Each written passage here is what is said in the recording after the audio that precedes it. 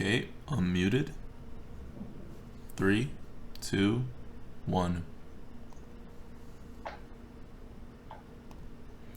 Welcome to the Lightforge. This is ADWCTA. This is Merps, and we got some cards to talk about this week. Yeah.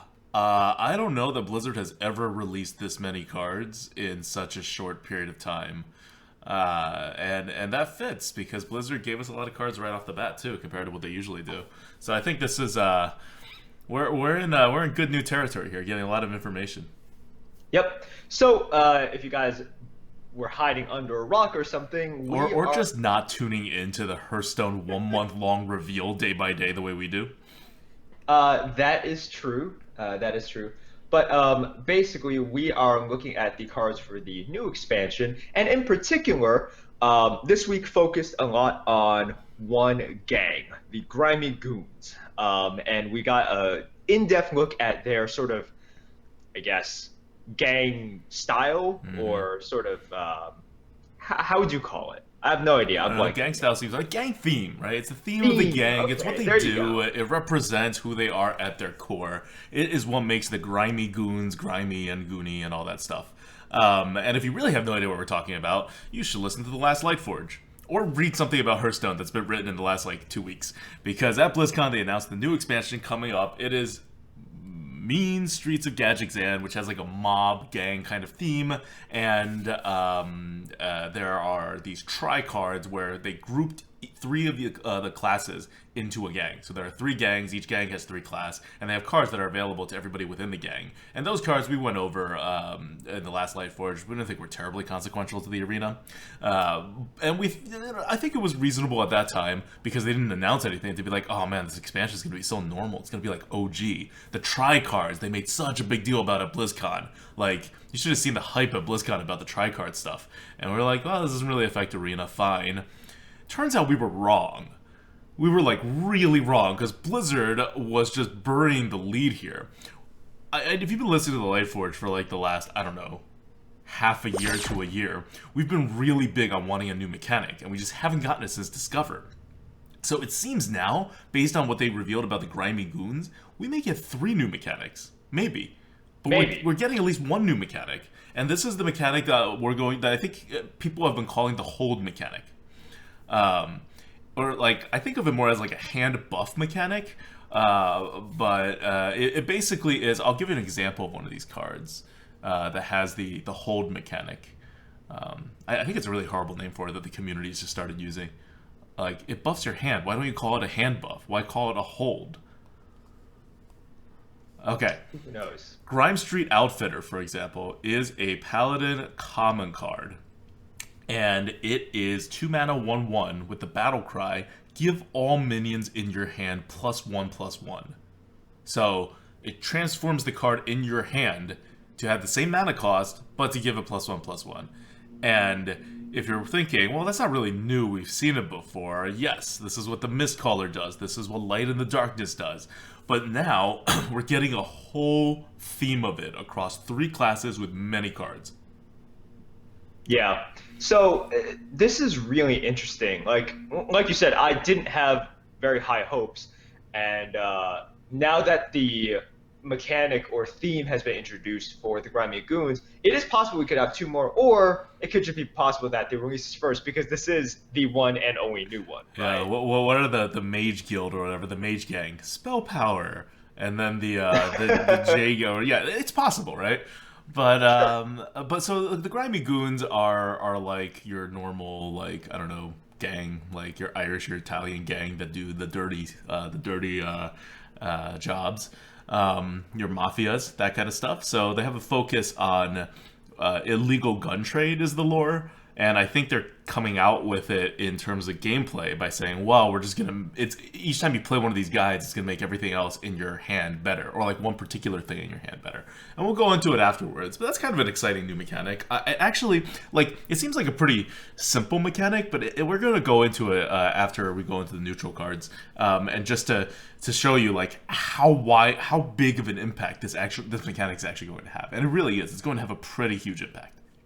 But let's get away from the Grimy Goons for a second and talk about what will actually matter more in the arena. Like, this is the cool new mechanic, but what's going to matter more in the arena is always, like, common neutrals, right? Rare neutrals, because all the classes get them, not just one class. Not even just 3 classes with the tri-cards. So they revealed some new common neutrals, and at the Lightforge, it would be a crime to not start with those. So let's do those, but let's do it really quickly because I know everyone's excited to hear about the hold cards. So very quickly, Worgen Greaser was introduced, common. And just in case you were wondering, we are going to, for the first time for MSG, we're going to do a co-op kind of like card reveal before the expansion comes out, where we go over every single non-legendary card and we value them and all that good stuff. So normally we release the card tier list valuations like on the day of the expansion.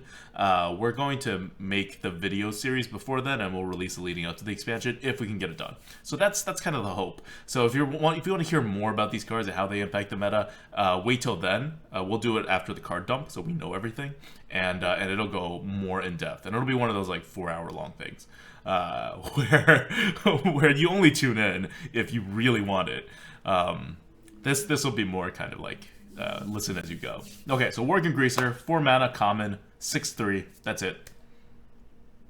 Not great, but definitely draftable. Not bad. I think the focus should be not bad because I think everyone looks at that and goes, "Oh, high attack, low health, can't be good." And to that, I have to say, I think it's pretty average. I don't even think it's like below average. I think it's going to end up being like an average-ish card. Because you're definitely going to draft it. People really tend to get like, and I think it's just human nature, right? People look at a card and they immediately try to attack it, right? Try to say like, what is bad about this card? And then they'll immediately try to attack the fact that it's 3 health, right? It's like, oh man, it dies to the lower drops, dies to the, it dies to 2 drops, and it dies to 3 drops, and it's not great. Just like how Ice Rager dies to 1 drops, right? But lots of times, like a 5/2 is really good because it challenges Yeti. It challenges a Yeti, and hey, sometimes a 6/3 is pretty good because it kills basically every single 5-drop in the game. Yes, right? That's the purpose of these cards, right? You put them down, it's security for you trading into their larger cards. On the other hand, the thing you're afraid of is they put down 2/3 2s onto the board. Or they already have a 2-drop and they already have something with 3 attack. You can't really put this down without trading down. Or on their turn 5, they play like a 3-drop and then a 2-mana removal, right? There's a lot of ways you get screwed with these kinds of cards. But assuming you are either behind on the board and your opponent has already played a big thing, or if you're ahead on the board and you really just want to push some face, like this is all very helpful. So I wouldn't underestimate this card. It's definitely not as good as like a Yeti or anything like that, right? It's not as good as a bird. The more you go away from that like prime thing, the less you can play it on curve, and the more situational it becomes regardless. On both sides, right? Too much health, too much attack. Yeah. You don't want either one. But think about Ethereal Conjurer, right? That's 5 mana, 6/3. And it gets you a card, and that's why it's so good. This card is, I'm not comparing this card to that, but like that body, think about how surprisingly useful that body is so often. Right. And that's 1 turn after this. So this is going to be pretty consistently useful. And that's worth something in the arena. So I'm going to say this as well. I think Ethereal Conjure, an extra consideration for why that's good is because it's so far away from turns 2 and 3, right? Which actually, I'm not saying it's always good, but it's something that slightly pushes it towards, pushes it away from the early game where it could potentially trade down, right? So then, like, they drop their Spiteful Smith, you drop your Ethereal Conjurer, and they're just like, damn. And maybe a turn before, they had a Bloodfin Raptor on the board that they traded away. So, and small considerations. And especially with this hold mechanic coming in, you'll notice there's going to be a lot less these vanilla normal Yeti-like cards. I have that feeling because they're making new and interesting cards, which means there's going to be less normal vanilla cards. And that means in the arena, you're going to be really hurting for drops. So It's a lot of the drops are going to be much more useful than the situational cards you're going to see. You're going to see a lot of situational cards, and they're going to look really good because in the old meta they would be really good. But as like with the exception of Old Gods, every expansion that's come out has made more situational cards and less core cards. Every expansion, and this is going to be no different, right? We already know there's going to be so many new mechanics. There's going to be like tri-cards. Everything seems like it's not a solid minion. So. Like I said, like it's not gonna be good, but you're gonna end up drafting it. Yep. Okay. Higher Gun, 3 mana, 4/3 taunt, common. Look, we saw this with like Pompous Thespian. Now we see it with Higher Gun. It's your typical offensive stat line, and they added a taunt. Like we got it with Heckler, and then we got it with Pompous Thespian. I'm like, sure, why not? It's good. Pompous Thespian is so useful so yeah, often. Yeah, Pompous Thespian is good. Higher Gun's gonna be good. Yeah, this is like it's a good card. It's a good card because you would draft, and you do draft 3 mana 4/3s normal. Taunt is just going to be a little extra thing that's probably better than vanilla like 98% of the time or something. Yep. Yeah. Yep. So that's Higher Gun. It's good. It's these are the cards that you're going to see when the tier list comes out, and you're like, wow, why is that so highly rated? And you're just like, I don't know. Look at Evil Heckler. Look at Pompous Thespian. Look at where we rate those. You know how we feel about these cards. Like, surprise taunts are still taunts, right? Even though they're not the best stat distribution for taunts. Okay. Blowgill Sniper, we get our first Murloc. So there was this hint that we're going to see a lot of Murlocs in this expansion when they, quote-unquote, fixed the old Murloc War Leader cards and other Murloc cards to not buff all Murlocs, but just to buff your own Murlocs. And so here's our first Murloc card. Blowgill Sniper, it's a 2/1 Murloc, it's 2 mana, it's a common, and it has a battle cry, deal 1 damage. Yep. So, pretty good. As in, like, you will definitely draft this card. Obvious comparisons are between, like, Elven Archer. And Ironforge Rifleman, right? Yep, it's the sweet spot between Elven Archer and Ironforge Rifleman. And by sweet, I don't mean it's better. I just mean it literally is that spot between those two cards. Right. Because, unfortunately, Ironforge Rifleman requires two mana for a +1/+1, which is pretty terrible, but look, it's still usable. And Elven Archer, we think, is great. We have that thing great. high. Yeah, we have it pretty high, and I think it's. This is definitely worse than Elven Archer. This is definitely worse than Elven Archer. Like, I see someone in chat asking whether this is better or worse than Elven Archer. It's between an Elven Archer and a Ironforge Rifleman. That's where its stats are. That's where it's going to be. So it's not as good as Elven Archer, but it's going to be better than Ironforge Rifleman. Right. Here's the thing I don't get. Like, when you look at this, Elven Archer is just so much better, right? Because you add a mana, and all you do is add 1 stat point. This is a Murloc, though, man. That's true. Sorry. So that actually is significant. It matters a lot in Constructed. Yeah. It matters a lot in Constructed. In Arena, all it does is sort of weaken Murloc Knight, which I'm fine with. That's true. It does weaken Murloc Knight more. I didn't even think about that. But yeah, Murloc Knight just gets worse and worse. And it makes sense because it started off way too powerful. Okay, so that's Blowgill Sniper. And then we're not going to go over the epic cards. We're going to cover rares. It's a 4 mana 4/4, a backroom bouncer. And the text says, whenever a friendly minion dies, gain +1 attack. So it has like half of the bonus of a flesh-eating ghoul. Right. Because only your minions matter when they die to make it gain. It has the same health as in that was Flesh-Eating Ghoul is 3 mana 2/3, so that's 3 health. This is 4 mana 4/4, so that's 4 health.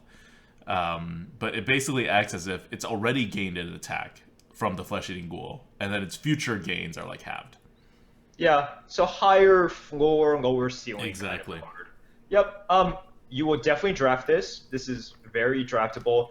Even if you just put it down as a 4 mana 4/4, whatever, sometimes you have to sacrifice a little bit of stats. And a lot of times, you're going to make a trade. So you drop this, make a trade. Suddenly, it's a bird with upside. Yep. It's definitely better than Flesh-Eating Ghoul. Like, just in case you're trying to compare to Flesh-Eating Ghoul, the fact that it has a higher floor is so much better. Yes. Because the problem with Flesh Eating Ghoul, it's a good card otherwise. It's just that it's not a 3-drop. It's never a 3-drop, and you can't play it until like turn whatever, unless you have that like board in which you trade your 3/2 into your opponent's 3/2 or 2/3 while you're playing the Flesh Eating Ghoul. So that's Backroom Bouncer. It's gonna be a I don't know, maybe average card. Yeah, I would say so, around there. Yep. Doppelganger, 5 mana, 2/2 Battlecry. Summon 2 copies of this minion. Doppelgangster. Oh, sorry, Doppelgangster. My bad. I missed the pun. So the Doppelgangster is a new force of nature, right? The new force of nature is 5 mana and summon 3/2/2. This is gonna be the same thing. And if you notice, we rate the new force of nature pretty high, I think, compared to where most people like actually draft that card, because it's just a lot of stats. It does a lot of things. It allows you to be aggro more. It's easily buffed. This obviously is meant to have synergy with all the Grimy Goons hold cards, because if you buff this card when it's still in your hand, it's gonna summon 2 copies of the minion, which then means it's going to, you know what I mean, right? Like it's going to be like 3/3/3/3/3/3. And that's if you get the stupid Paladin buff. You're going to see like buffs where you get like +3/+3 on a minion. Like this can be insane if you get the right like RNG or hand situation. Yeah, and it's a neutral rare card, so people are going to draft it a lot. And you're going to see this as like 3/3 or even like a 4/4 a decent amount of time. So this is going to be a pretty freaking good card. Yep. Yeah. So let's go back and look at this, right? Organ Greaser, kind of a 4-drop, not really. Higher Gun, 3-drop. Blowgill Sniper, not a drop. Backroom Bouncer, kind of a 4-drop. Doppelganger, kind of a 5-drop. Gangster, Doppelgangster, kind of a 5-drop. If you want to go to what other cards have been revealed before this, Kooky Chemist, which is going to be kind of a 4-drop. That's a 4 mana 4/4, a Crazed Alchemist ability. Friendly Bartender is your solid 2/3 minion that restores 1 health at the end of a turn. Mistress of Mixtures is a 1 mana 2/2 that starts restoring health when it dies to both sides. So you have like decent curve cards, but like also a good amount of like keep in mind these are neutrals. Like 80% of neutral cards are just like normal vanilla cards right now. And right now we're hitting like a 50-50 rate with this new expansion, which is not abnormal for like expansions. So, and the ones that are quote-unquote curve cards are not like good curve cards, right? Like, we haven't seen a 3/4, we haven't seen a 4/5, we haven't seen a 3/6, we haven't seen a 5/6, like, on curve cards. The closest we've gotten to, we have like 1/4/3 taunt, which is going to be good, but for its taunt, which is situational, right? So it's situationally great, always good. And then we have that 2/3 that heals yourself, which again is situationally good, always okay.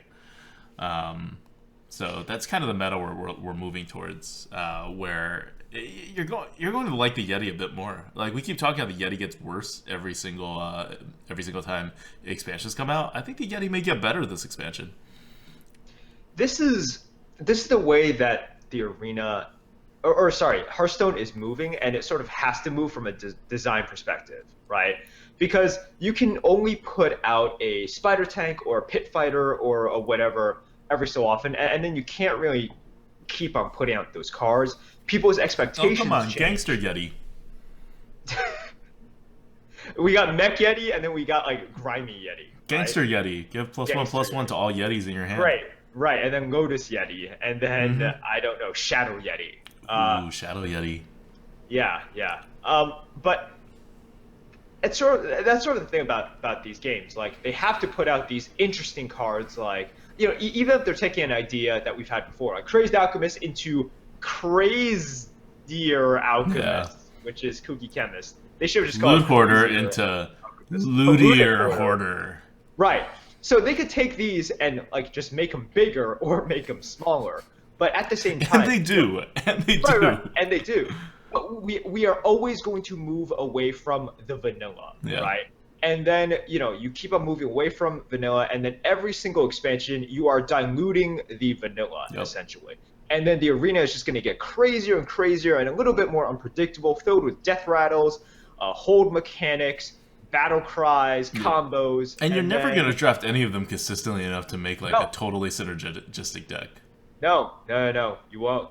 The only thing left will be if they keep on making lots of tribes, right? Like maybe Beast Druid will persist because Right. a lot of beasts are still there. Right. But big picture, we're moving in a direction which, Mm-hmm. like maybe for this expansion is okay, but at some point I'm like, man, we got to move into like a standard format or something in which the arena doesn't get out of control Yeah. because of stuff, cards like this. Yeah. So one thing I will say that I'm disappointed about with seeing all these neutral cards is where are the mechs?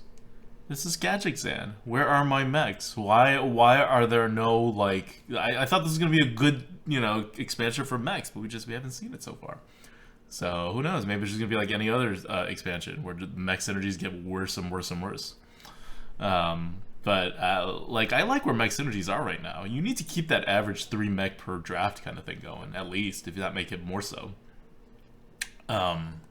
Anyway, so we talked last time about how great Priest was because they just released a bunch of Priest cards and nothing else, which is cool. But now we have a whole bunch of these new hold cards, and they are for Hunter, Paladin, and Warrior. So let's get started.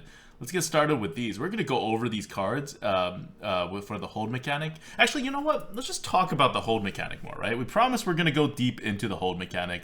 So let's talk about the hold mechanic.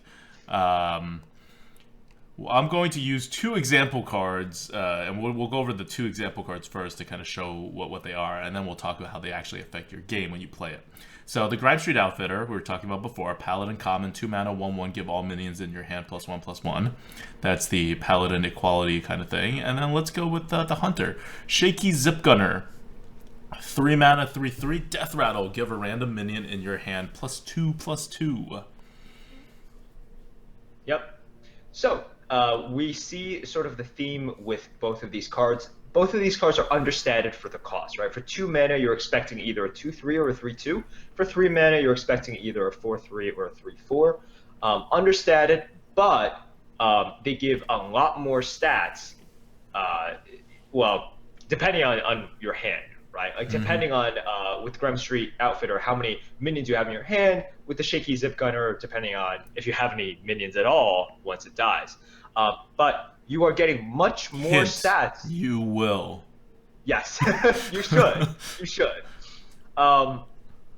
So you are getting much more stats collectively for its cost, but the cost is time, right? Time and opportunity. Yep. Which is something we saw with the Nerubian Prophet, which was sort of introduced. It's not the exact same thing because you're not buffing anything in your hand, but in a way you kind of are. The Nerubian right? Prophet gains you tempo for each turn that you let it remain a dead card in your hand, right? Because you will eventually get the tempo back. So you're like basically channeling you're channeling this tempo that you will unleash later on. This is the same exact way. Like it looks like it works very differently than the Nerubian Prophet, but it actually works the same exact way. And what I mean by that is you are losing tempo in the beginning, right? In the same way that Nerubian Prophet, you could gain tempo, but you choose to not play it. And for each turn you do that, in this case you just do it once, you get this tempo that will come out at some point, assuming you play your cards. Right? The Grimy Outfitter, let's say, what do you have? Like 3 cards to start with. You draw a card, that's your turn 1. Let's say you don't do anything turn 1. You draw another card on turn 2. You have 5 cards. You play the Grimy Outfitter, so it doesn't matter. So you have 4 cards left. How many of them are minions? Probably like 3. And so you get +3/+3 while losing. So you get 6 stats in your hand while losing what should be 3.5 stats. So that ends up being a net gain of 2.5 stats at some point. 2.5 stats is like 2.5 mana. So this is like playing the Nerubian Prophet for 1 mana. Yeah, for 1 mana. That's pretty good. And you don't have a dead card in your hand. You just have to sacrifice like the tempo earlier. Yeah, I mean, this is so Grimy Outfitter. You can really equate it to something like a sort of justice, right? It's not Power of the Wild because Power of the Wild is like it's, I guess, easy to think of it as a power of the wall because the mana cost is the same and the effect is sort of the same. But we're at the point now where you have to really differentiate, like, from the hand and in the board, right? These are two different worlds that we're operating in. So it is much more like a sort of justice in which you sort of, you slow yourself down and then you are able to speed up afterwards. And you sort of give up the tempo and you sort of like restrain yourself in that way. But this is really cool because we've always talked about using additional resources, right? Like, what resources are there in the game? It's sort of, well, cards are a resource. Your HP is a resource. Well, this isn't. So this is like trading one resource for the same type of resource, and the game does this with tempo a lot, right? So you have like overload, where you trade, you basically borrow tempo from later turns to have it now, but then you get screwed the next turn, and then you have these like Nerubian Prophets and like Light of the Darkness, where you like stash tempo for later, unstable portal even. You just like you're purposefully anti-tempoing yourself now, but your gain in the end is not like some other resource. It's still tempo. You just get it later. So this makes board flipping. Like, this is what I want to get to with this whole hold mechanic. It makes board flipping a lot easier. These cards are designed to flip the board. They help you lose the board too, but like imagine the you have like what, two scenarios, right? One in which you're up, and if you're up, you want to play these cards because they don't overcommit to the board, and if something happens, you get to re-tempo out to retake the board in a very effective way, right? Yes. It's perfect if you're up. This is why I really like these kinds of cards. They're like very skill cards. They're like very skill-based cards. Not only do you have to figure out how to like manage your hand when you're using them, but they actually favor people who are doing well. On the other hand, if you're doing poorly, let's say your opponent is like up like 2 to 3 tempo, and you just don't have a way to like swing that 2 to 3 tempo. You can keep putting out the correct tempo every turn, but all you're doing is stalling the game. All you're doing is making sure your face is okay as he trades and gets better and better on the board and builds up a bigger and bigger lead. You need to find a way to flip the board if he's ahead by like even a moderate amount. And so some cards flip the board, right, automatically. Board clears come to mind. But for the most part, or like a good taunt that he can't remove, but for the most part, it's just very hard to do in Hearthstone, especially in the arena, where you don't have combos, you don't have any of those things to swing the board. This gives you a mechanic to swing the board. So what you would do is you would be behind and you would put yourself farther behind. And you're basically telling your opponent, okay, do you want to overcommit? Because your move to counter my like going down in tempo is to overcommit. Because you know that later on, I'm going to put out like 9 tempo on turn 7. So you got to be ready for that. So to be ready for that, you have to go into turn 7 with a lot more tempo than you normally would want. And that is vulnerable to my stuff, right? Because there's a lot of tempo swings that are based on your opponent's overcommitting. Whether it's multi-clears, whether it is like, like he could have played a gnomish inventor or something, and he instead plays a Yeti because he needs the tempo. Well, now my removal is much more effective. Right. Yeah. No, the sort of implications of when you play this and how it affects the way your opponent plays, like, that's very important, right? Because as you said, once you play this and if you have a good hand, they are on alert. Like, they're on alert that like your turns are going to be more powerful than their turns coming up. Yep.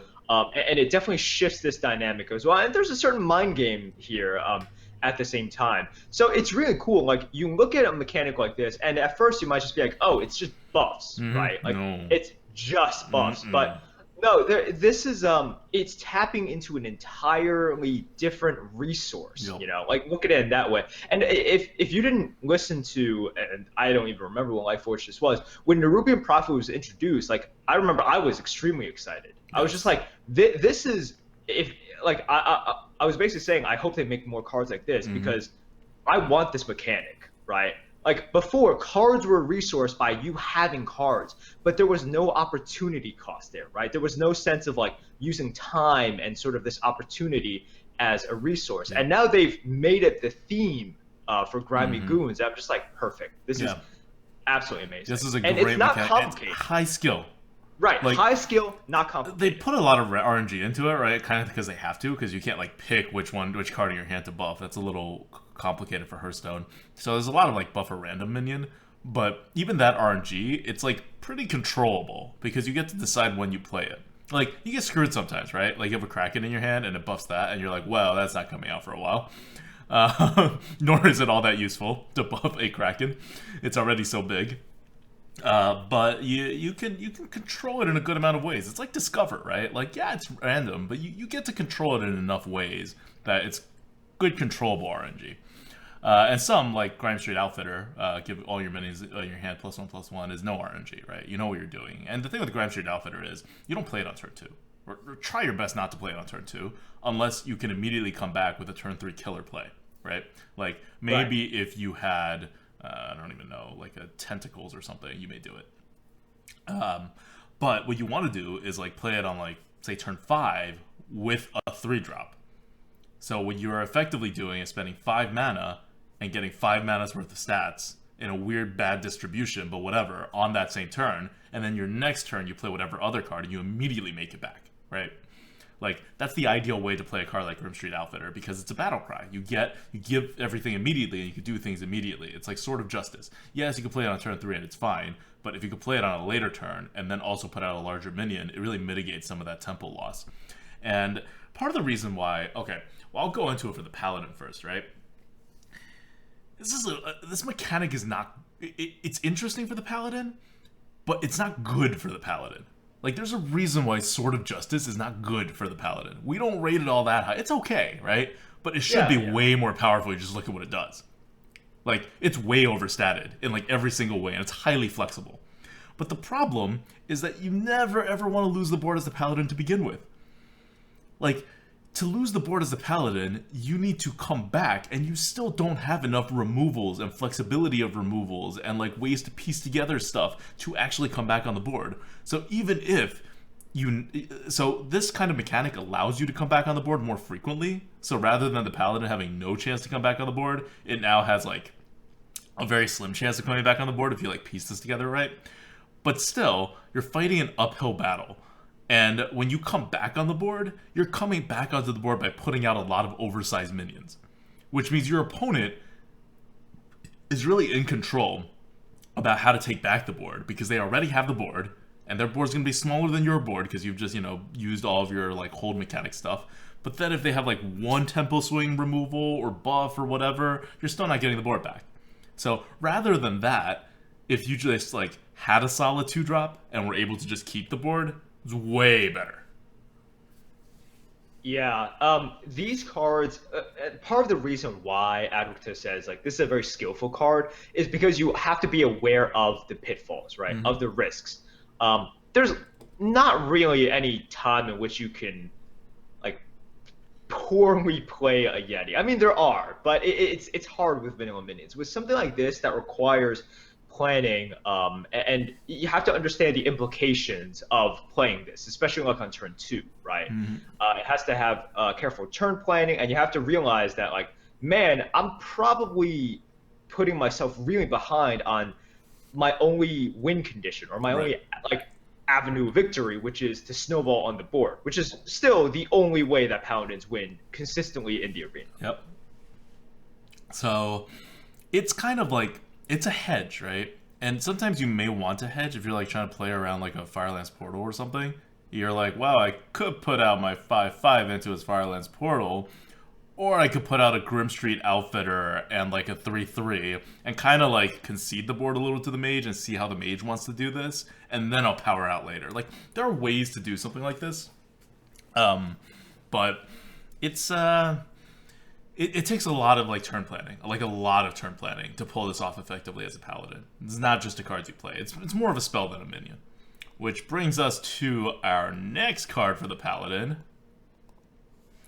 which is actually a spell. It's a 1-mana common spell, and it says, give all your minions in your hand +1/+1. So it's a Grim Street Outfitter without being a minion, which is good, because you don't want to pay an extra mana for a 1/1. That's just not a good deal in the arena. It's okay, it's not like the worst thing in the world, but it's not something you want to do, and it makes that particular card less flexible. But on the other hand, it's bad because now your other hand cards can't buff this card. Whereas if you had a Grim Street Outfitter, would have become a 2/2.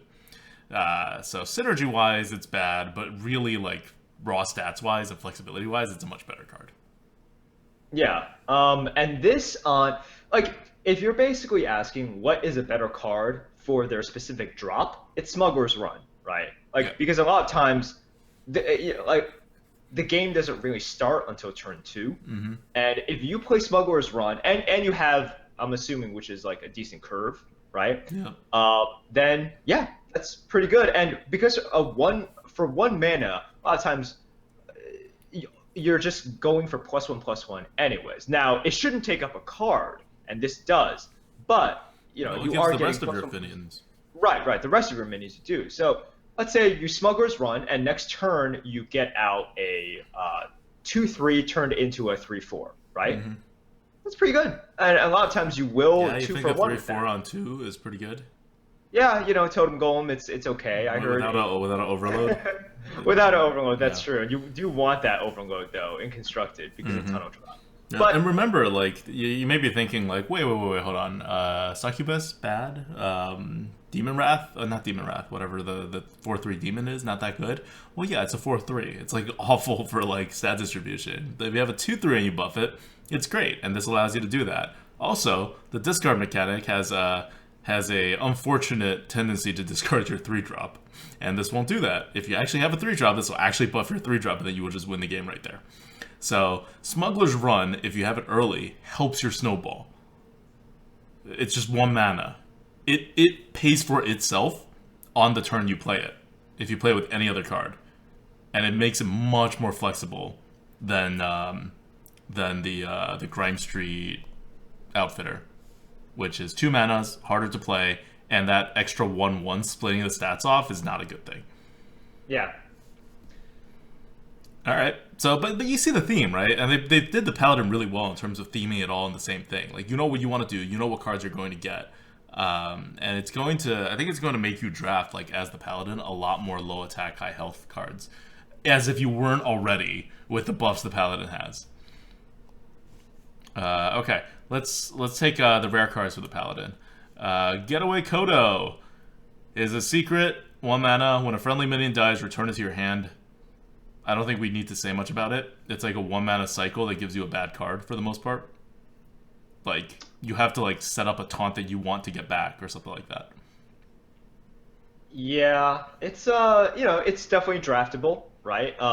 And another thing is, the more secrets come out, the more powerful they all are, Yeah. right? Because you are forcing the opponent to go through this mind maze, and right now it's not a very complex maze. You could pretty much, just sort of knock out a lot of possibilities, and the correct ordering. But sometimes it's like, man, I'm caught between these two really tough choices, and because of mana resources or because of lack of information, you don't know which one to do first, right? And this is a card that can add to it. This is a card that can add to that decision making, in which you're just like, well, I want to, like, kill, let's say, minion A instead of minion B because I want the Avenge to hit on B, right? But at the same time, I don't want him getting, like, minion A back into his hand now because of the new secret. So you can see these situations that really make it pretty tough. And every new secret that comes out, it's like it adds to these scenarios. Yep. You play this, and then you play, I don't know, something with a really good battle cry or something, and you're like, I don't know. But it's also a Paladin, which makes these cards really stupid because you can't use your hero power. Like, it's just not a good card. I can't see it having a real effect on the arena. Grime Street Enforcer, 5 mana 4/4, rare card. At the end of your turn, give all minions in your hand +1/+1. So this loses kind of the same amount of tempo that the Grime Street the Grime Street Outfitter loses, but rather than give all minions in your hand +1/+1 once, it'll do it for every turn that it's alive. The downside is it's at the end of your turn, so in the later game when you play it, you can't, like, get your tempo back immediately the way you can with the Grime Street Outfitter and with that 1 mana card as well. So it's just, like, flat out more powerful, but it forces you to lose the tempo. Like, you have to want to lose the tempo that turn. There's no way around it. You can't fudge it. But otherwise, it's kind of an insanely powerful card. But again, right, not a drop. You can't play it on turn 5. You gotta play it, like, unless you're so up on the board that you can play it on turn 5. Generally, you're not gonna play this until way later. Yeah. And a lot of times it's gonna be a little bit awkward, right? Like very awkward. Yeah, part of what makes Grime Street Outfitter really powerful is, all right, let's just look at these two on their respective drops. Like Grime Street Outfitter, you let's say you drop on turn 2, right? And Grime Street Enforcer, you drop that on turn 5. Well, what happens is you're guaranteed a +1/+1 for each one of these, and let's also assume that they're going to be targeting your Enforcer heavily, right? Which they should. So if you're giving your guys +1/+1, if you played the Grime Street Outfitter and you have a 3 and a 4 to follow up, that +1/+1 is going to be huge, right?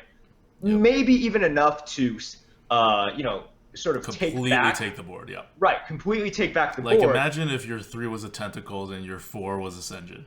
Game over. Yeah, that's ridiculous. Like, they have to trade their minions in, they can't even hit you in the face. And a lot of times, even if you play like stuff without taunt, you can just maybe take some face damage, but create an advantageous board state that is tough for them to come back from. Now, Grime Street Enforcer, the pros or sort of the advantages, it is a bigger card, but that +1/+1 starting from turn 6, I mean, we're looking at some crazy turns starting from turn 6 and turn 7, turn 8. It's not really that great. You don't have that potential on turn 3 and turn 4 where it's still all about the stats to give you a chance at coming back right away. Yep. And that's looking at it from playing it on curve. Let's say you play it off curve. You play it off curve, you get the +1/+1 immediately with the Grime Street Outfitter. You play the Grime Street Enforcer off curve, you have to play another card. So it's got to be like a spell or something, or else you're just wasting the +1/+1 potential. Like, just for waiting one more turn. Like, it's awkward. There's a reason this is powerful. It's because it's awkward to play. And also, of course, the later on you play it, the more chances there are that you have less cards in your hand, in the arena especially. So there's just a lot of things going against it, but it does look like it's just insanely powerful otherwise. It's not insanely powerful. It is powerful, though. Powerful, yeah. It's going to be a good card. But what is the Paladin without an insanely powerful card, huh? What is an expansion in the Paladin without a flat-out broken overpowered card? That would not be Blizzard. Oh God. Karazhan was an exception. Karazhan was an exception, right? Karazhan was the Blizzard was getting some backlash, and now we're back. Now we're back to what we expect Blizzard to print for Paladin cards, and really, frankly, what's really hard to get away from when you're making Paladin cards. Yes. Because they're focused on kind of like normal stuff that's on the board, and that's what the arena's focused on. So they're a pretty good fit. Grime Street Protector, also known as the lawyer for the Grime Street gang, is a 7 mana card, first of all. He's just a dude. The picture's awesome. It's like a dude with a briefcase and a bunch of scrolls and a fedora, and behind him is like this giant double-headed minotaur, like this huge hulking beast. And he's the one that's a 7 mana card.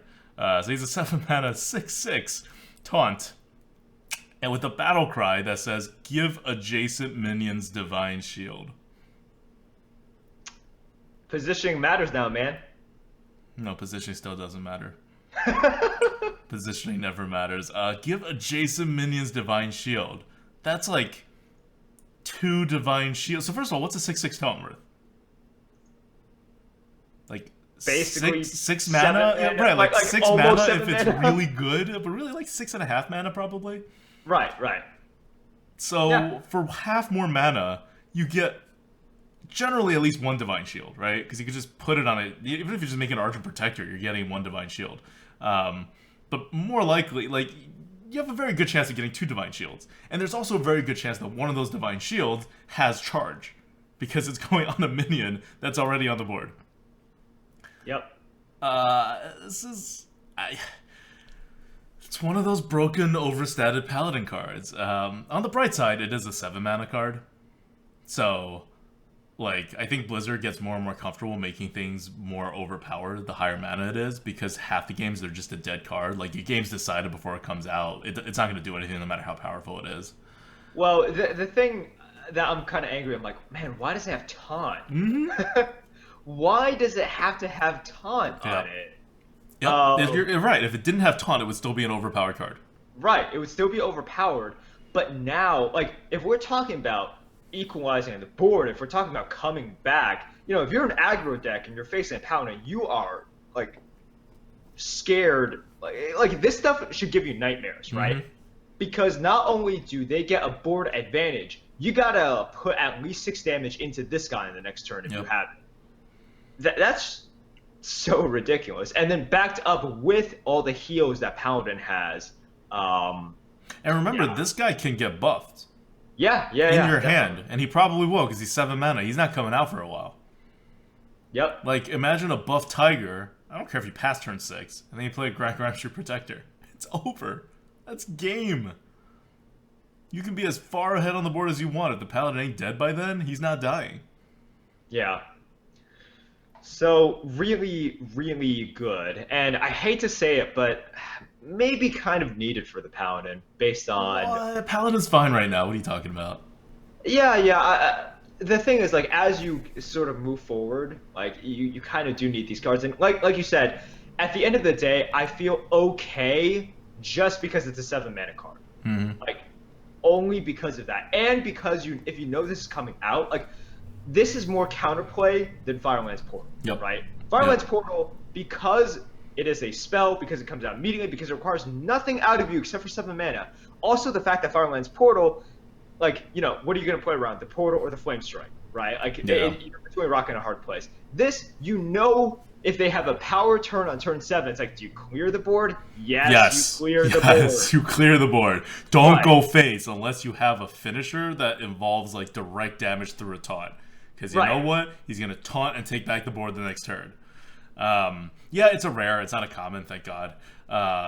Blizzard learned. Exactly. All these things make me be like, you know what? I'm not ecstatic about it, but there are counterplays. Like, it's Muster for big Battle card. Is a rare, too. Like, rares still matter, and rares still screw you over. Rares are drafted, like, at half the rate that commons are, but that's still, like, a high rate. This is, like, an always pick, Like, when you're between this and a Muster for Battle, I don't know. I'd probably still take Muster for Battle, because it's a 3-mana card, but, like, it's really tough. Like, that's how good this card is. No, I would definitely take a Muster for Battle over this guy. I'm not gonna lie. I would definitely take a Muster for Battle. But this guy's good. Yeah, I mean, it's also part of philosophy that, like, pings are good and also cheaper cards are very good. Right. And, like, Muster for Battle is also unconditional. Yeah. Like, unconditionally good as well. Yeah. Yes. So, no, this card's not as good as a Muster for Battle, but that's kind of the That's zone. not saying much. That's not saying much at all. No. Okay, so overall, we have almost all the Paladin cards. In fact, we're only missing... we'll also go over really quickly the Epic cards for the hell of it. We're only missing one common Paladin card, which makes me wonder why we're missing it at all. But anyway, 3 mana Epic card. Small time recruits draw 3 1-cost minions from your deck. So it's 3 mana, draw 3 cards. But they're crappy cards, but they thin your deck. It's not that good. I mean, the constructed implications are there, but in the arena, you probably don't want this card. It's a combo card for Grim Street Outfitters and Smuggler's Run. Right. Like, that's all it is. It's not, like, in arena, you don't want to go that anti-tempo. Because I don't care what you're doing afterwards, you're just not getting the board back. Yeah. So this is going to be really bad in the arena. Yeah. Not like not unplayable bad, but kind of unplayable bad. You also have to have 3 1-cost minions. That's kind of a problem too. Like, it takes a particular deck. Like, it's going to be problematic. Okay, Mean Street Marshal is the other Epic card, which is a 1-mana card. It's a 1/2. Death Rattle. If this minion has 2 or more attack, draw a card. So that's a weird card to make Epic, first of all, right? Yep. But it's pretty easy to get a card to have 2 or more attack if you're a Paladin. Any buff pretty much does it, as well as hand buffs do it, as well as temporary buffs. Yeah, and you're getting a lot of buffs for Paladins now. Yeah. So, Mean Street Marshal, very draftable, very playable, even in the arena, right? In Constructed, you can basically make sure every single time it has 2 or more attack. But think about this. Like, a Loot Hoarder is basically a 2/1, which is better than 1/2. And it gives you another card anyway, like, unconditionally for 1 extra mana. So it's not like, even if you pull off the combo, even if it's a pretty easy combo to pull off, it doesn't make it that much better. You know what I Right. mean? Like, you basically have a loot hoarder that can't possibly ever act as a 2-drop. Sure. Like, and it's a worse like stat distribution too, and you only save 1 mana. Like, it's bad. It's a bad card. Is kind of what I'm getting at. Like, you have a conditional draw a card onto a bad body. It's a very much like a constructed kind of card. Yeah, definitely. All right. So that's pretty much everything, right? That's For all the Paladin, Paladin yep. cards. So how good is the Paladin? Just we don't know really what the meta is going to be. Like, you see how much these hold cards are changing the meta for like the Hunter, the Paladin, and the Warrior, right?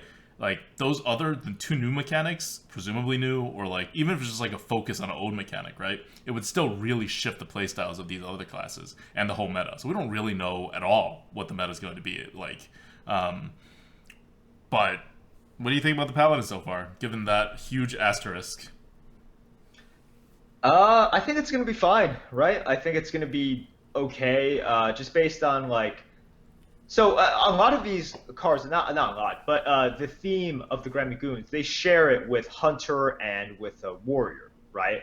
And I think out of these 3 classes, the Paladin probably can utilize it the best. I haven't seen too many of the other cards, but I think that they can utilize it very, very well. I would say next is probably the Warrior, and then maybe the Hunter, like at the end, just because the Hunter is always a little bit awkward. But I'm pretty optimistic, and it really is. That Ground Street Protector is just insane. It's a rare card, though. It's a rare card.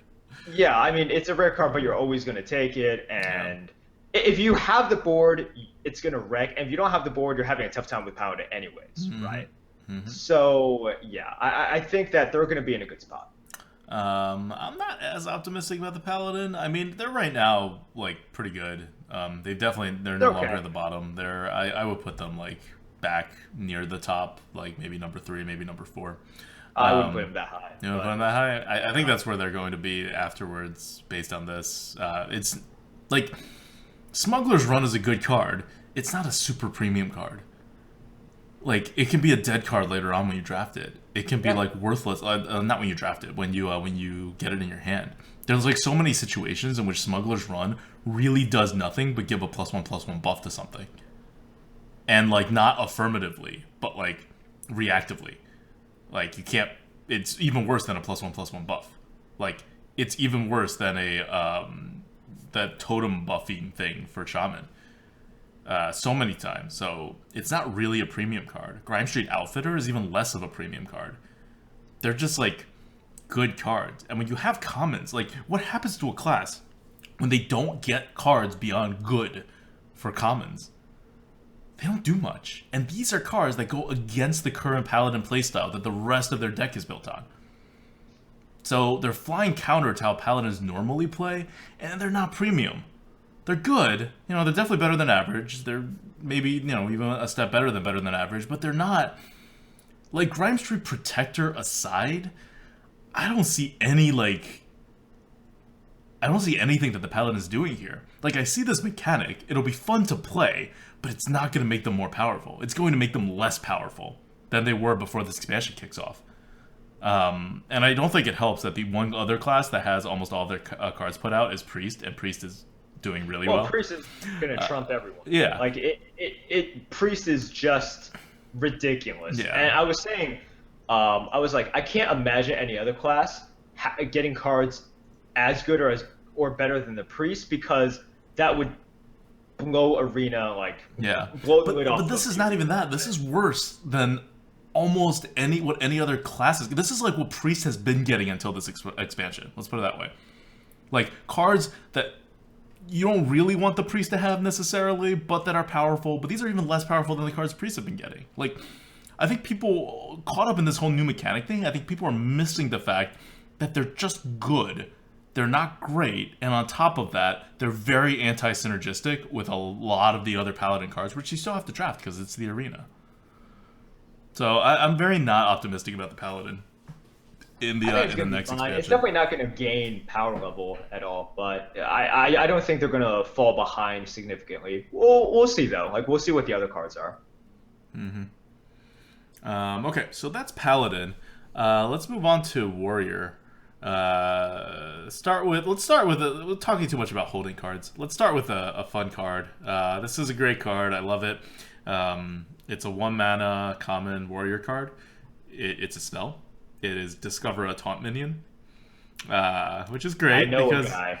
Yeah, the name is I know a guy. It's so great. It's wonderful. It's so fantastic. It's wonderful. It's good because paladins need more. Warriors need more taunt minions because that's apparently their whole new mechanic now. And this is a way to add a taunt minion without having to make a new taunt minion. And it fits the theme of all these classes having 1 mana cards that give you another card. So I'm good. It's going to be draftable, definitely. And taunt minions are good. Unfortunately, you don't get to discover a Obsidian Destroyer because it doesn't actually taunt. Yeah. But there are plenty of like overpowered taunt minions. So many. Yeah, yeah. Good. There are also really bad taunt minions. Yes, there are really bad ones. So it's going to be kind of a toss-up. Right. For every Sunwalker, there's a Booty Bay Bodyguard. For every Sludge Belcher, or even like target dummies, right? Right. You're looking at like just stuff that you're like, well, because you're not playing this card on turn 1 usually. You're probably playing it later on because you're just not going to have it in your hand at that point. And you don't want like a Goldshire Footman. You don't even want like a Pompous Thespian. You know, like you need bigger stuff. And there's a lot of small taunts. Yep. All right, so that's I know a guy. So it's that's one of those safe cards that doesn't make the warrior worse and doesn't make it better. And here's the other common card that's revealed, and it is the Grimy Gadgetzan. I don't know why I added a Z. Gadgetzan, right? I just wanted to put the Z after the T. Anyway, it's a 4 mana 4/3 common warrior card that says at the end of your turn, give a random minion in your hand +2/+2. So this is like that Paladin card we were talking about, except instead of 5 mana, it is 4 mana, and instead of losing 3 stats from where it would otherwise be, it only loses 2 stats, but instead of buffing your whole hand by +1/+1, it only gives 1 minion +2/+2. So, I mean, we already talked about the other card. This is like the other card, but it's better, because you'd rather have 1 minion have +2/+2 than more minions have +1/+1, especially when you probably have less minions at that time. And you are losing 1 less stat from what you should be getting. So all this added together, I think, makes this a better card. But it fits the same like problem, right? Like it's an anti-tempo card. You're a warrior. You need that tempo. Like, what are you doing? You're going to wait until like I don't know turn 7 and play a 9/9 Obsidian Destroyer? It's unnecessary. You'd rather have a Yeti here. Yeah. This is I mean, all of these cards are interesting in the way that you also want to think about like which card do you actually want to play. Like if you're really afraid of something getting the buff or you really want something else to get a buff, maybe you play a different way now, right? Because a lot of people are just saying, well, you play it like it's too easy to look at a turn 4 card and say, oh, I'm just going to play on turn 4, so it doesn't really matter, right? I can play my turn 3 card, but ADWCTA always says you're more often than not, like really often, not going to be playing a 3 mana card on turn 3, a 4 mana card on turn 4, just because of the way that the game works. So now you really have to start thinking about like, oh, which one do I play? And you don't have to think of it so much with like Smuggler's Run or the Grime Street Outfitter because every card gets buffed. But now you're like, well, I want to give a higher chance for this. Yeah, like high impact cards, right? High like your impact taunts, your things with Divine Shield, your chargers, right? Your things with abilities. Right. Like let's say you have 3 minions in your hand, and you could play like either the Boulder Fist Ogre, or you could play these 2 minions, and then you could play your like your 4/3. But your other minion is like an Argent Commander, right? And man, you really want to buff that Argent Commander with the +2/+2. So maybe you play your 2 smaller minions to just, you know, increase the chance that your Argent Commander gets buffed in later turns. Like the small considerations like that, you have to start thinking about now, not just what gives me the better tempo, the better board state, playing the 2 small minions or the 1 minion. Yeah, Grimy Gadgetzan.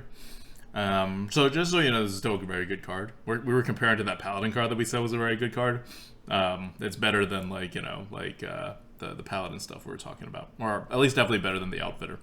because it's repeating, right? It survives one more turn, you get another +2/+2. You're always gonna have a minion in your hand. But yeah, it's also a bit more RNG. You're buffing a random minion, and that matters. Okay, Stolen Goods, rare card, 2 mana. Give a random taunt minion in your hand +3/+3. Can we just emphasize how awful this card is? Like, for 2 mana, you should be giving something +3/+3. Like, that's kind of normal. Now, you don't give it to something on the board.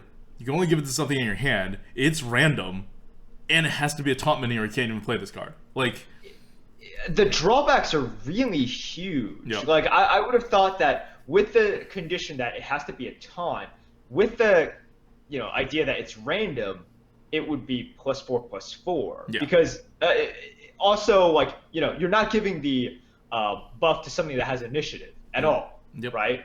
So and then Hearthstone is definitely a game that punishes you significantly for going all in on a minion. Yep. So weird. Yep. Very weird. That's all we got about it. One thing that I'm kind of annoyed at, maybe they just haven't revealed the card, but they just need something to give cards in your hand taunt. Like, give a random card in your hand taunt. Why don't they have that? That's annoying to me. It seems like such an obvious and good mechanic. Because it transforms the whole way that card is used. Okay, instead of just like giving it stats, right? Atli Armorsmith is a 5 mana 2/7 taunt, rare. 2/7 taunts, not all that great for 5 mana, but it has the ability, which is whenever this minion deals damage, gain that much armor. So, gain 4 armor, maybe 6 if it hits face once. Which, looking at it in that lens, it's pretty good. It's not bad. If you want to gain some armor, right, like your other armor gaining cards are all worse. That isn't to say that your other armor gaining cards are good. They're not. They're all like below average. But this is the best of the bunch. I mean, look, if you are a weapons warrior, right, in the arena, and you look at Antique Healbot, and you're like, well, I think Healbot would be not the worst card for me because I'm going to be swinging a lot, and I'll make up for the lack of tempo with the Healbot with the heal, right? Mm-hmm. This is way better. Yeah, this is a better Healbot. Like, it should heal you for significantly more than the 8 health. Because of the taunt. It's a 7 health because of the taunt. Exactly. Yep. Of course, on the turn it comes out, it doesn't prevent against direct damage, but whatever. No. Yeah. So if you're like just staring fireball, and well, you want the heal bot, but if you are still playing, if you're sliding downwards towards death with a weapon in hand, this could help you stabilize, right? Like this is the card that could help you stabilize, and then give you the opportunity to then armor up in the next few turns as well, and eventually, just be able to win after that. So. It's not a premium card, but it's definitely a card that is draftable. All right, Grime Street Pawnbroker, 3 mana 3/3 Battlecry. Give a random weapon in your hand +1/+1. So giving a weapon +1/+1 for the record is not like giving a minion +1/+1. It's like giving a minion +1/+1 and then giving it an extra life. Like it's an insane difference. So if you have a weapon in your hand. This is insane. It turns a Fiery War Axe into a 4/3 weapon. That means you can get 3 swings out of it, even if you're just hitting face. It is so insanely good. If you have an Arcanine Reaper in your hand and you play this card, it is now 6 times 3 or 18 damage to your opponent's face. Like, this is a ridiculous card. This is crazy if you hit that synergy, and it's not a terribly hard synergy to hit. No. And the downside is really not that, like, you lose a health on a minion, right? Right. It's barely a downside. Like, this would barely matter after turn 3. Yes, after turn 3 it doesn't matter, but it gives the amount of sickening value it gives you is insane. But it's balanced out by the fact that they're saying, well, that's many turns from now, right? but it's not that many. Like next turn, if you equip that weapon, if you're able to equip that weapon, you immediately get the +1 attack, right? Yep. So it's a slightly delayed extra 1 damage, and then after that, it's another 1 damage, and then the turn after that, if it's a 2-charge weapon, then oh my gosh, Yeah. you're getting an extra 4 damage, 6 damage. Mm-hmm. These are the break points. It's insane. Yeah. Yep. It's pretty crazy. Notably it doesn't affect things like Arathi Weaponsmith or like Nazatha's First Mate. So it's not like every kind of weapon you can get, but it's up there. This is a pretty insane card. Okay, but all in all, those are your common and rare warrior cards, and they're okay. Like, this is like the Paladin stuff, right? Where you're looking at it and you're like, all right, these are okay. These are actually better cards than what I think the Paladin's got. But, like, it's a warrior. Like, this is not going to be good for the warrior. Warriors get flat-out overpowered cards every single expansion, and they just hover around, medium. Sure. There is one thing I want to address. Once again, we typically don't address things in chat, but I do see this being said a lot, and we have to shift the way we look at these cards now, because, for example, when we were talking about Alley Armor Smith, a lot of people were commenting, it's like, no, like, I think you guys are underrating it because this can get buffed, right? So it can become like a 3/8 or like a 4/9 taunt, and you can gain armor. That's applicable with every single card now. Like, you look at every single card, and if you are choosing to see it with the upside that can be buffed, every single taunt has that. Every single minion has that as well. Like, suddenly if they were to... Think of the current 4 mana taunt, like 2/6 taunt with Enrage. Right. Like, buff that one. Like, yeah, Bloodhoof Brave, if that was being introduced right now, like, does your if your opinion changes on this, it has to change for every single card, right? And remember, there's not that many hand buff cards. No. Like, you're seeing a lot of these cards, but they're not for Warrior. They're for Paladin. They're for Hunter. Right. Warrior so far has, like, one? Like, one minion buff card. It might seem like, because we're talking about all of these, that it's going to be everywhere. It's still going to be really tough to get even a couple of buffs on things that you want to get buffed because of their effect. Yeah. So you shouldn't let this affect your card analysis just yet. No. Now, look. Like, it's like a single card synergy, Like, you look at Violet Illusionist, and you're like, oh man, it synergizes so hard with stuff. It's true, it does, but it's just one card. And that card, like, is neutral. This is like, what are you buffing? How are you buffing it? Is kind of the question, right? A Grimy Gadgetzan? Literally the only way you buff it. I think. Yeah. Maybe I'm missing something. Oh, or Stolen Goods, but you're not drafting Stolen Goods. So Grimy Gadgetzan's RNG right now is, like, pretty much the only common or rare card that you can use to buff it. Yeah. Like, what do you... It's not... You can't put that into consideration when you're drafting or evaluating a card. It's a one-card synergy. Otherwise, like, Hungry Crab will be insane. Murlocs will be, like, the best things ever. Like, you can't. That's not how it works. Grim Patron, right? Oh my god, Grim Patrons are the best. You know how many cards synergize with Grim Patron? So many. Yeah, exactly. So many cards. So this is, like, a warning, because we want to make sure that you look... Like, all those cards that we were talking about before, like, a lot of them were Paladin cards. Like, keep that into consideration. Like, Paladins have lots of ways to buff their minions in their hand. Warrior, as of right now... And Paladins have a lot of ways to buff their minions, period. Like, even when they're out. Yeah. This is not a warrior thing. They even removed Rampage, like, out of the arena. So you can't even Rampage anymore. You can't do anything. Anyway, Thorium Knuckles is the epic card. I just want to say it for completeness' sake. It's a 4 mana 2/3. After your hero attacks, give a random minion in your hand +1/+1. When you get to turn 4, dealing 2 damage for all of your mana is really not good. Over the course of that turn and the next 2 turns, you're going to be able to give +3/+3, which kind of makes up for the value, but, like, over a number of turns, and you've anti-templed yourself on turn 4. Or, like, if you play it later, like, it's still just... It's a lot of anti-tempoing, basically. Yeah. And for very questionable card advantage compared to your normal weapons, right? Because what's a 2/3 weapon normally going to cost? Like, less than 3 mana. Or, like, about 3 mana. And it's only good because you keep taking damage every time you hit something. So it's only good on like turn 2 or turn 3. Generally turn 2. Like that's why Stormwind Axe is so good. Stormforged Axe. So this is just not a good card. No. It's fine. It's epic. It's fine. Look, are you gonna draft it? Yeah, because weapons are good. Depends how many weapons you have. Right.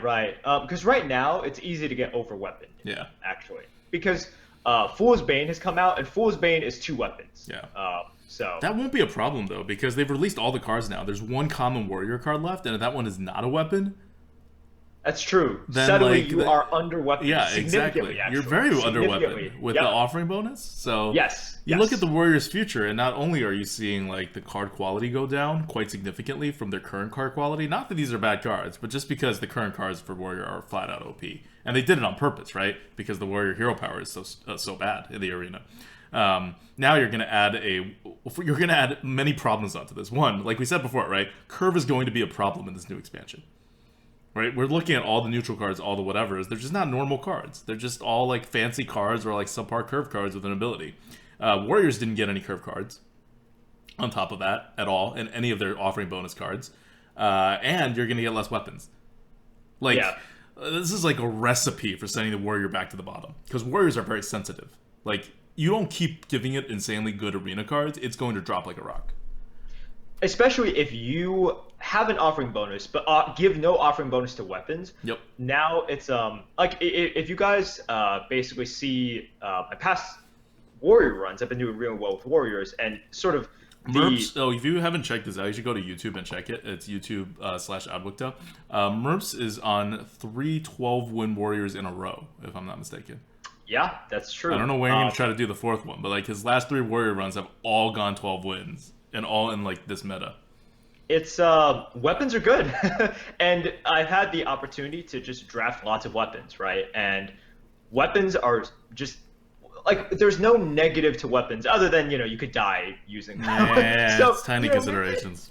But yeah, like they are extremely good. So when you give warriors other cards, don't give offering bonus, and suddenly they are under weaponed, that's really dangerous. Yep. Like suddenly their power level goes down significantly. Yep. And yeah, I mean I wouldn't be surprised if like at the end of the day, like they return to the bottom. The right? bottom, the very bottom, because Priest is jumping out. Oh, right? Priest is definitely jumping out. Like Priest is okay. Priest is number 1 until we see the mage. Okay, so unequivocally, they're going to be a top 3. Yeah, that definitely. And we will see if they're number 1. Yeah, we will see if they continue to print ridiculous cards for mage. Assuming they don't, then yes, Priest is number 1. Right. No, but as of right now, I don't need to see the other cards. Priest is going to be a top 3 class. Oh, definitely. No doubt. No, definitely. I don't think anyone can deny that. Yep. And so someone needs to go to the bottom, and right now, Warrior is a very good candidate for it. Okay. Let's go to Hunter. Let's do this really quick, mostly because it's Hunter, and we've gone over these cards. People know how we think about these cards. Shaky Zip Gunner, we went over this before. We didn't really value it, but like 3 mana, 3/3 Death Rattle, give a random minion in your hand +2/2. For losing very little stats, it's giving a lot of stats, but it's a Death Rattle, you can't control it. But generally speaking, you don't care if you control it. Like, unless you're top decking this, it doesn't matter that you control this +2/2. So it's just kind of a really good card. And it is also kind of a curve card. Like, as far as cards that are being released goes, this is as curvy as it gets, right? So that's good for the Hunter. And it's tempo, right?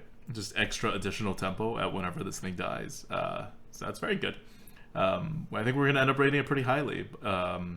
Even though, we'll get into how it affects Hunter later. That's the only comment. So you saw in Paladin and Warrior, you have 2 commons for each of them and all 3 rares. For the Hunter, for some reason, we only have 1 common and only 2 rares. So there may be something else happening with the Hunter, and we just don't know it yet. So it's going to be kind of hard to like talk about the class in general, but we'll do what we can. Rare card, 2 mana, 3/2, Trog Beast Rager. Battlecry, give a random beast in your hand +1/+1. So it's a curve card, 2 mana, 2 drop. Again, we're not seeing curve cards here, so this is very big for the Hunter who needs the curve is very too. Big. Yeah. And it just has a flat out bonus. Like Hunter 2 drops have ridiculous bonuses. They're so good. Yeah. They're ridiculous. Like what's that one that just draws you a card randomly? Like if My you win a gosh, I'm joust. blanking on the name too. Yeah. The elephant. Yeah, the elephant. Alec. King's Alec. King's Alec. Wow. Okay, great. Yes. Like holy crap, you know, Yeah. like Yeah. Yeah. this is along those lines, and you have 3-mana beasts. There are plenty of 3-mana beasts. If it just like happens to give your 3-mana beast a card, it's so good. I can't. I mean, okay, it's not so good, but it's pretty good. All right, and then you have a Dispatch Kodo, 4-mana 2/4 battle cry, deal damage equal to this minion's attack. If it happens to be buffed, it'll deal like maybe 3 damage, maybe 4 damage, which makes it insane. If it's not buffed, it's still a Keeper of the Grove that is a beast that doesn't have the ability to silence, which you don't usually use it for anyway. Right. And this is a beast. It's a beast that will persist. It's a very draftable card. Very draftable. It's a very good card. It's an It's a insanely very good good card. card. Yeah. You remember Keeper of the Grove? This is Keeper of the Grove. Yeah. This is Keeper of the Grove. This is Keeper of the Grove. It's really good. And it's rare, so it's not like super overpower Hunter. And Hunter needed more ways to remove things from the board anyway. So Dispatch Kodo is very welcomed. It's a very good card. I think Merps is underselling it by not going crazy over this card. I'm going crazy over this card. We're all I'm not going crazy over the card because I think we've seen some truly crazy cards in this expansion. Okay, you've been numbed by the Priest and that one Paladin card. Right, the one Paladin card. Like, it's not like Paladin as a class, but Priest as a class, yes. And also what's better, the 3-mana Dark Cultist with the Battle Cry or this card? What's better, the 3-mana Dark Cultist with the Battle Cry or anything not named Muster for Battle and Coghammer? Basically. Like, so yes, no, yes. I guess I'm underselling this a bit. It is a very, very good card. Yes. And as Penguin Todd from the chat just pointed out, it can also be reach. Yeah. How good is that? Direct damage reach too from the Hunter. You can't even taunt this Kodo. Yes. Oh, so good. Okay, yeah, so those are our 2 rares. Yeah, a lot in this podcast. We were breaking our rules, man. Yeah. Okay, so like these are good Hunter cards. These are like very good Hunter cards. Card quality so far between like Paladin, Warrior, and Hunter. Hunter's definitely winning, but we don't know we know like half the amount of cards as we do for the other ones. So who knows? Who knows what's really going to happen? And of course, if we're talking about Hunter, we might as well as get the other cards out of the way. This was revealed at BlizzCon, which isn't talking about it. It's the epic card, Piranha Launcher. It's a 5-mana 2/4 Hunter card. So a lot of damage potentially going to the face, but over many turns. And after your hero attacks, summon a 1/1 Piranha. Yeah. Look, weapons are good in the arena, right? Like, are you going to be able to use this card? Yeah. It's not a good card. Let's just get it right out there. The Piranha's a beast, which is good, but it's not a good card. It's not a good card. Oh, okay, so something that should be said. It's a good thing that this, if this were like a warrior card, it would be unusable, unplayable, unusable, because warriors have too many weapons, too many charges. Hunters need weapons. Yep. Hunters are severely under-weaponed right now, in terms of a class that has access to weapons, but just doesn't have enough weapons, right? So these sort of weapons. I think Blizzard stopped printing weapons for Hunter because it got really stupid to keep whacking people with bows and guns. Yeah, to the face. Yeah, to the face. Only to the face. Right. Well, first of all, they stopped after Glaive-Zuka, and Glaive-Zuka is a dumb card. Yes, Glaive-Zuka is a stupidly powerful card. Ridiculously good card. So, maybe just print something that's, between the power level of a Glaive-Zuka and a Piranha Launcher. I don't know. Yeah, Piranha Launcher is pretty bad. If you want to do a comparison, Assassin's Blade, I think is average-ish. Merps hates it. I got 11-1 on Rogue with a double Assassin's Blade. But that just shows you what Assassin's Blade does, right? You need a very aggressive kind of deck for it. And that's what Hunters do. And they have a better hero power for it than Rogue, in which the card actually blocks their freaking hero power. So the Piranha Launcher is like a stupid version of the Assassin's Blade. It only deals 2 damage instead of 3, but you get a 1/1 out of it. But it's Hunter, right? It'll find a spot. Definitely not undraftable. Yeah, so because Hunters don't have that many weapons, the 4 charges, you don't mind it so much because you're probably not going to get another weapon, right? Yep. That's the problem with the Thorium Knuckles for Warrior. It has a lot of charges, or 3 charges, but you can only use one per, and are you not going to play your Arcanite Reaper or Death Spite after that, or you're like You full are. Spain? You are going to So play it. All right, Rat yeah. Pack. Epic card, again, 3 mana 2/2 beast, death rattle, summon a number of 1/1 rats equal to this mini's attack, in other words, 2, unless it gets buffed. The Which, rats are all beasts. rats are all beasts, which puts it in the same boat as the infested wolf, but it's a 2/2, not a 3/3, and 2/2s kind of suck compared to 3/3s. But it can get buffed. It's gonna be a good card. It's a good card. Yeah. It's following the same pattern of a whole bunch of other good cards, so it's still gonna be good. Right. Like if Infested Wolf is a good card, if like Harvest Golem is a good card, Yep. this is a good card. It's a good card. There's not much. There's not many ways to kind of cut this one. Okay, so that's it for the hunter. We just got down the list and we just said a whole bunch of good cards for the hunter, right? And a lot of the common and rare ones are actually curve cards as well. So it's looking good for the hunter. I'm optimistic, and we'll see how the rest of the cards turn out for that class. So hopefully next week we will be covering whatever next gang that they reveal. I don't even know which one it's going to be, but I am very excited about the new mechanic for it. I do wonder though if there's like a hint for this new mechanic in Priest, right? Like, because Priest is part of one of these gangs, right? So Yeah. like, but the 2 common cards for Priest are very priesty. So I don't know. Maybe it's like pint-sized potion. Maybe it's like debuffs are going to be the new thing. Because like the priest cards don't seem like they hold a lot of clues, but we have like almost all the priest cards. You know what? Maybe it is like because the gang or the tribe or whatever, these magic users, like it seems like they are a lot about potions, Yep. right? Maybe, and this is this was actually going to be a question from the goat. Okay, let's do that. Question from the goat. Go for it.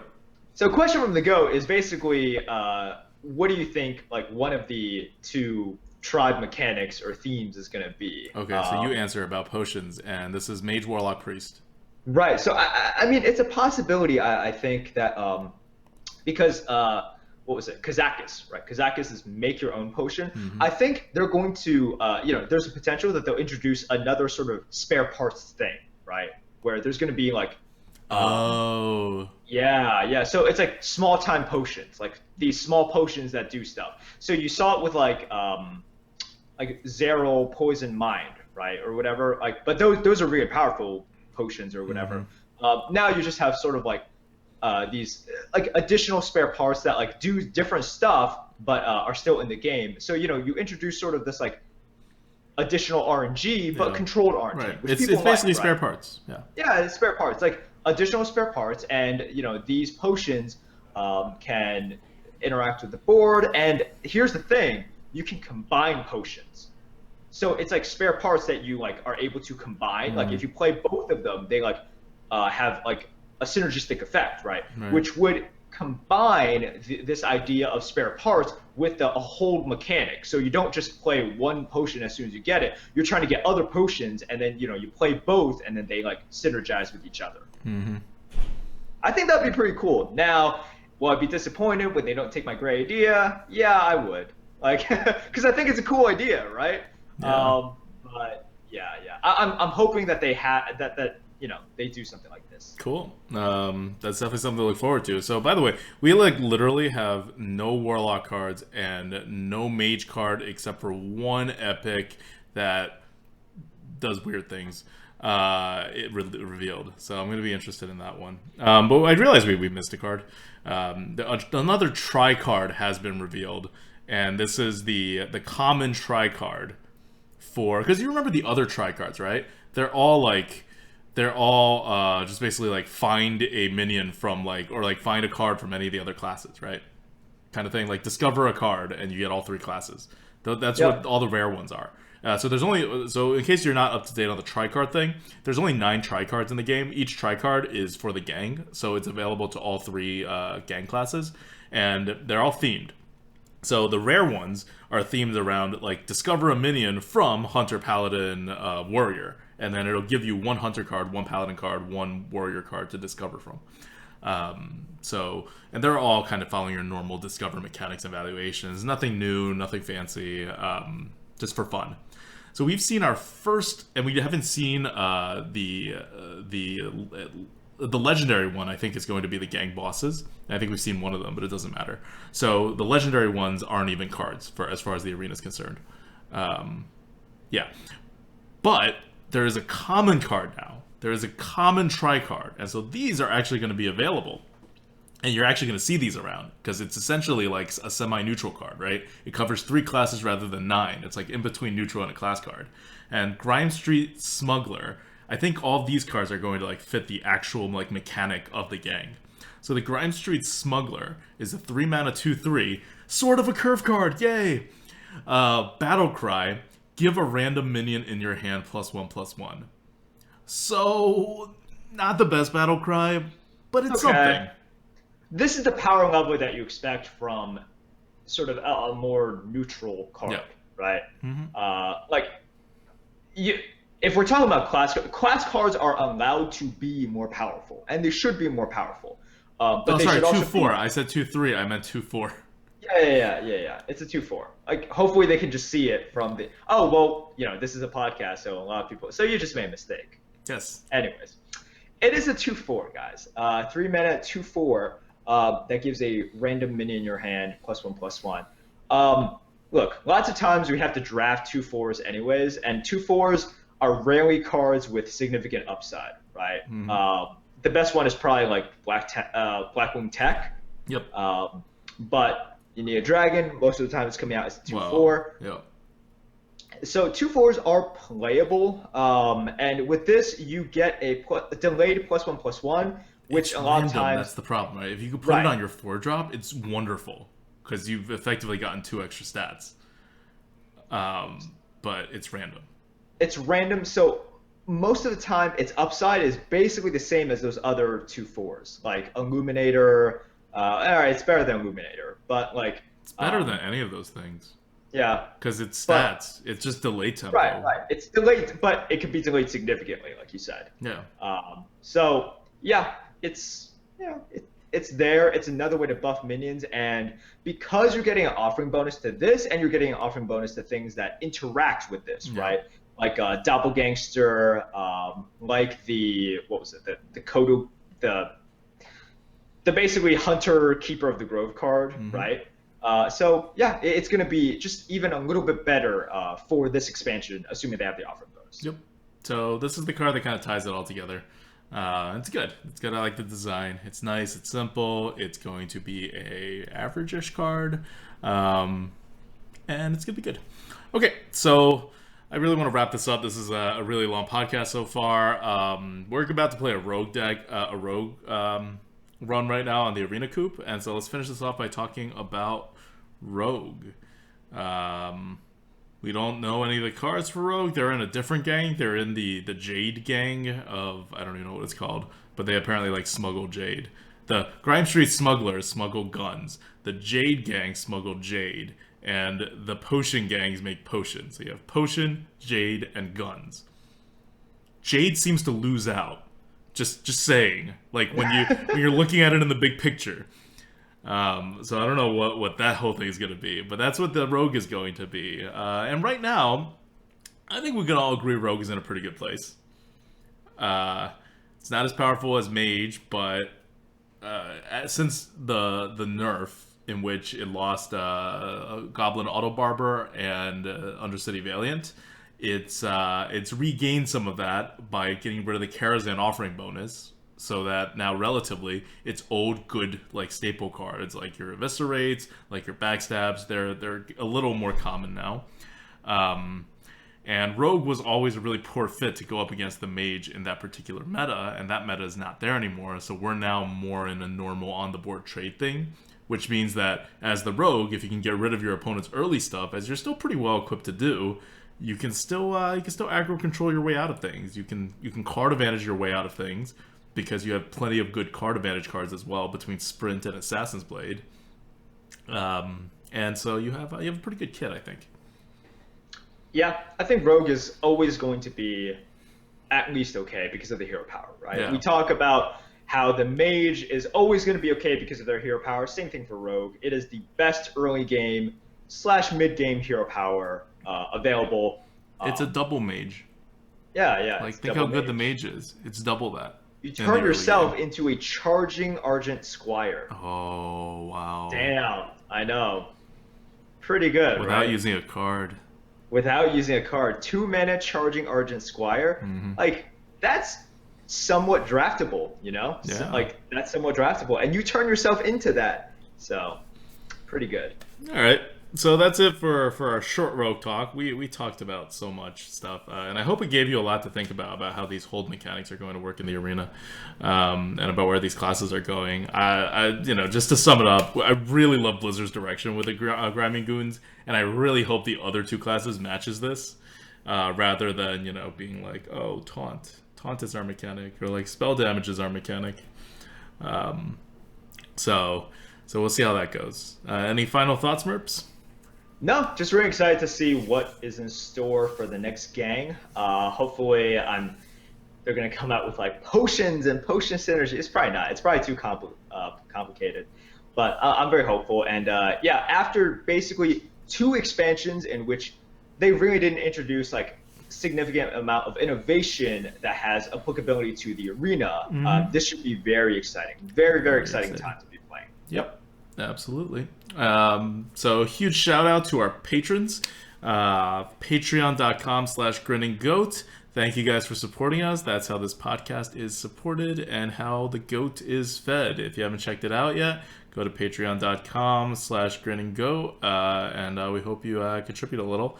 It would really help us out at the podcast. And like we said, look forward to the video coming out right before the release, where we're actually going to value all of these cards together for the first time on video, and it'll be hopefully a good series for the really hardcore people out there who want to listen to all this again, but with more context. Okay, that's it from us. This is ADWCTA. This is Merps. See you guys next week.